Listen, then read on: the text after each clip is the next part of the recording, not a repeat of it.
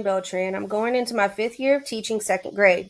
I've been lucky enough to teach second grade every year this far. This is the story of my educational journey starting when I was in elementary school. This is where my memories begin. I started at Berwick Elementary School in southern Louisiana when I was in first grade. It was at this time that my grandmother had just gotten me out of foster care and became my legal guardian.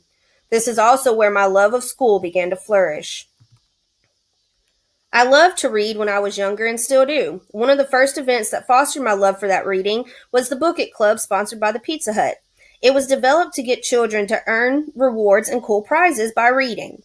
But it was more than that to me. It allowed me to read books that I may have not read on my own. It fostered my love of books, which I carried into my adulthood.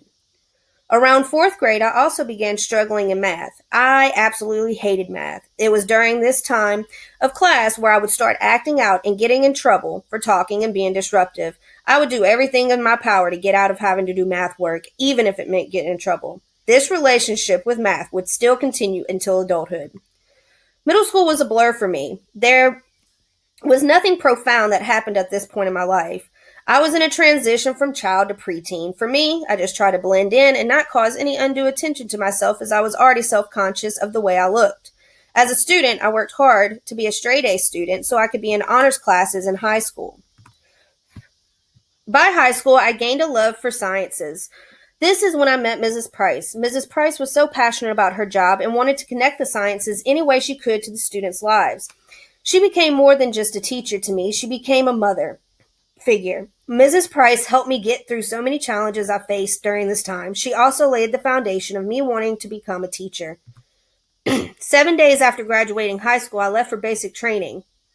I became an interrogator. I was trained by the FBI and CIA on interrogation tactics. This job was so crucial because we would be the soldiers questioning citizens of Iraq to gain important information. This is also the time I met my husband. I was medically discharged from the Army in 2007. This is my son Isaiah. He is the main reason I chose to become a teacher after leaving the Army. Seeing him take an interest in books at such an early age made me so excited. I was very involved in his schooling from the very beginning. I loved to see his excitement when he learned something new, and seeing that excitement made me want to have that effect on other children as well. It took me 6 years to finish my bachelor's degree, but in 2013 I graduated from Georgia Gwinnett College. It was at this time I made some lifelong friends and realized that even at this point in life it was so important to have a support system. I was lucky enough to get hired for a second grade position at the school I was a long-term sub. My first 2 years of teaching were hard and trying. I felt like college did not prepare me for anything I had experienced. Due to feeling run down after my second year of teaching, I decided teaching wasn't for me. I took a 4-year break from teaching, in which I got divorced and moved from Georgia to Louisiana to take care of my mother. During this time, I still try to read up on current educational issues, especially when COVID hit. I was amazed at the diversity in teaching that educators had to experience. I also had to adjust to virtual learning to help my son and stepdaughter navigate through their education. After COVID happened, I decided I wanted to give being a teacher another chance. Luckily, I was hired after my first interview. I was nervous to say the least. New school, school system, but the same grade. I was back in a second grade classroom, but boy, had things changed. One of the things I learned quickly when returning back to the classroom is just how much technology had been integrated into the curriculum.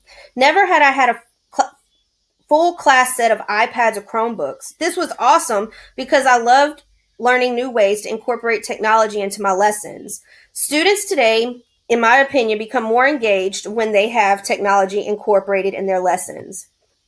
During the summers, I look for new professional development opportunities put on by my district.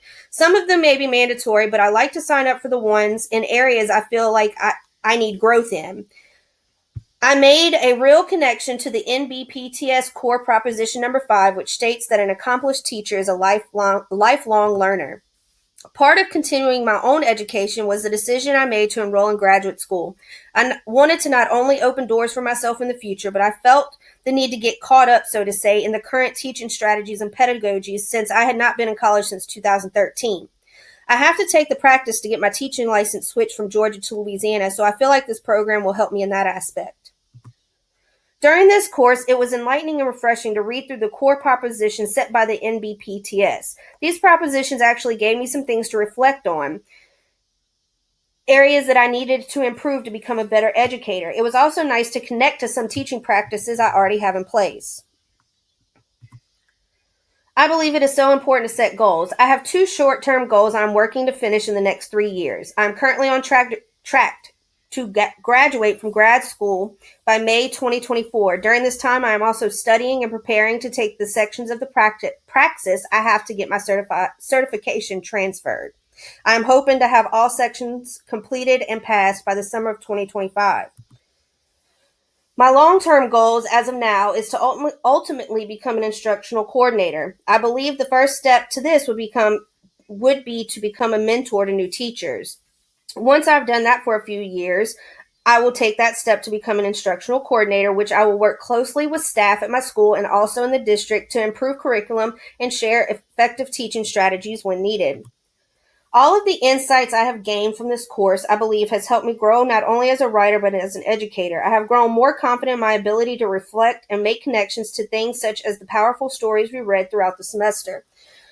There were always 1 or more stories in each chapter that I was able to connect to on a personal level. I hope to take this renewed confidence into the new school year and pass them on to my students.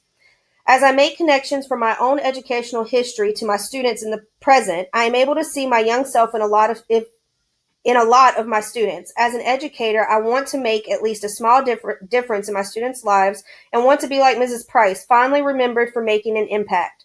As I navigate through my life as a teacher, I look forward to continuing to learn new ways to teach my students how to be independent and critical thinkers.